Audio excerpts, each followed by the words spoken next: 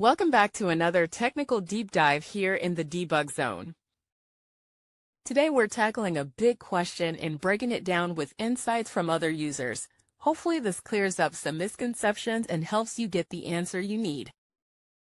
So buckle up, stay a little curious, and let's jump right in.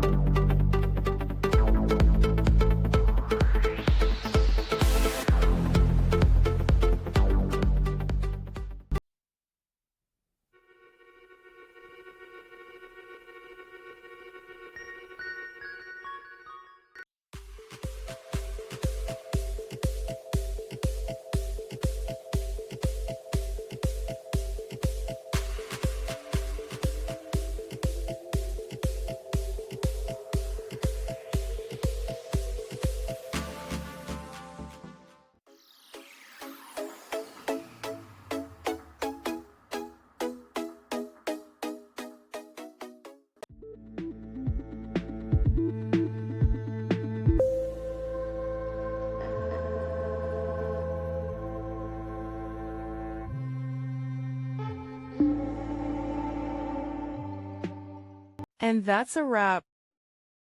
I hope you found the answer you were looking for. If you did, take a second to hit that subscribe button. It really helps out.